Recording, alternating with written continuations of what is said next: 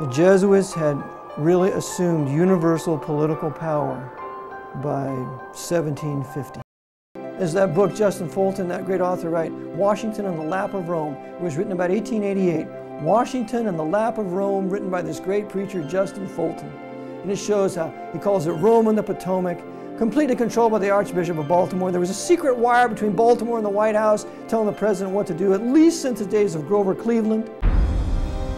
Historian Thomas Hobbes says, if a man consider the origin of the great ecclesiastical dominion, he will easily perceive that the papacy is none other than the ghost of the deceased Roman Empire sitting crowned upon the grave thereof.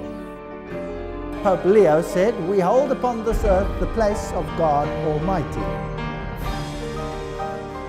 Some have come to the conclusion that Rome has changed, that she has repented of her bloody megalomaniac past.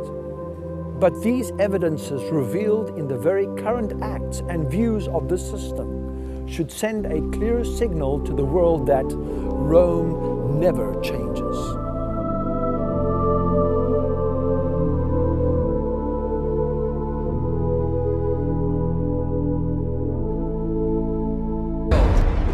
America was founded as a Christian nation, but it was also founded as an occult nation. And there have always been two parallel forces here in America. One the Christian, one the occult, dating back into the 1600s. And until you understand that, you can't understand anything going on in the world today. Bacon was the head of Freemasonry and Rosicrucianism. He had a huge influence through being the chief of the Rosicrucian fraternity at the time. He had a huge influence on the birth of modern Freemasonry. So the Pope, because he believes he's God on earth, he always dresses in white. And that's why every political visitor to the Pope always dresses in black. The Orthodox, the Muslims, the Eastern religions, sun worship, Zoroastrianism, all of them bowed down to him. Pope John Paul II, in a Muslim country in Azerbaijan, and all the different religions and leaders are out to meet him and pay him homage. The Dalai Lama at the Vatican meeting with the Pope. Who does he represent? Eastern mysticism. The Romanian Patriarch meeting with the Pope. In the first visit by a Roman pontiff to a mainly Orthodox country in nearly 1,000 years, the Pope embraced Romania's Orthodox Patriarch and declared the time has come to put every form of fear and suspicion between their churches behind them.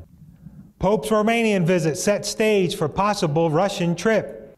Mindful of his advancing years and with a trip to Moscow in mind, Pope John Paul II pushed ahead Sunday with efforts to break down barriers with Orthodox Christians. The Pope's visit, part of his drive for reconciliation among the various Christian denominations as the new millennium approaches, has spurred hopes for greater unity between the Roman Catholic and Orthodox churches in Romania, despite the conflict in neighboring Yugoslavia.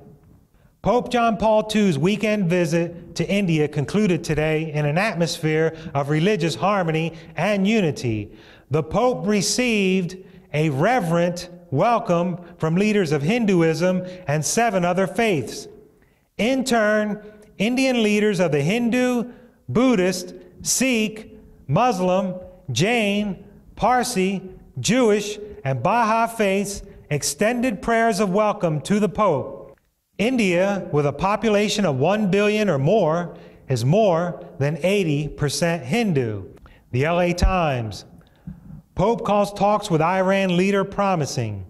Khatami, a Shiite Muslim, told the Roman Catholic pontiff that he hopes the two monotheistic faiths could join to inspire a more equitable world order.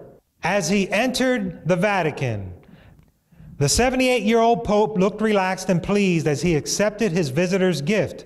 Khatami is now president of the 55-nation organization of the Islamic Conference. This is Yasser Arafat.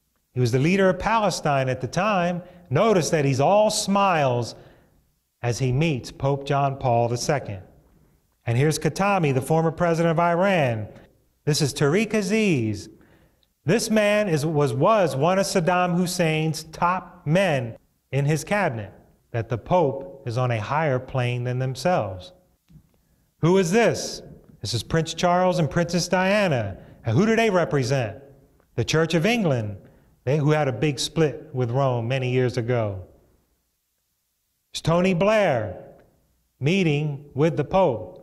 And in case you don't know, brothers and sisters, when Tony Blair left office, but he flew to the Vatican the next day after leaving office to become a priest and a Roman Catholic.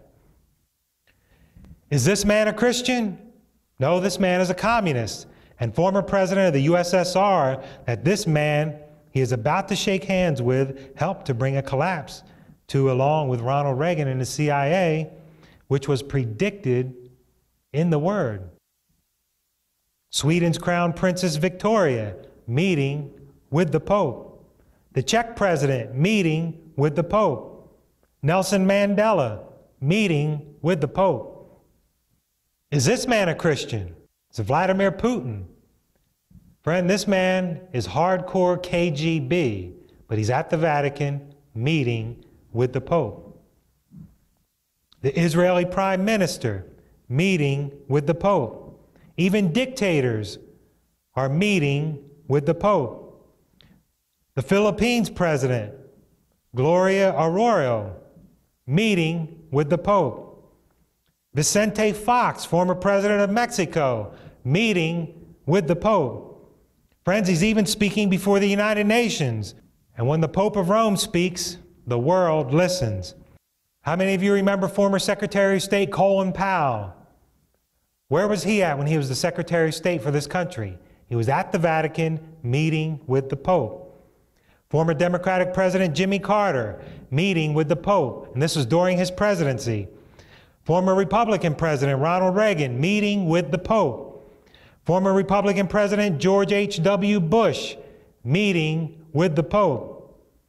Former Democratic President Bill Clinton meeting with the Pope. George W. Bush meeting with the Pope. And notice they're all wearing a black suit. Laura Bush at the Vatican with her daughter meeting with the Pope. Nancy Pelosi, she's about ready to kiss the hand of Pope Benedict XVI when he made an appearance here in the United States, April of 2008. Friends, whenever they enforce their sun worship day, Sunday worship, whenever the law is enforced in your country, do not accept it. The mark of the beast in their forehead, symbolic in Revelation, your forehead means your decision. And also when Revelation says their right hand means your action will follow your decision once you accept their sun worship day, when it's an enforced Sunday worship. Friends, take a stand. Christ is coming.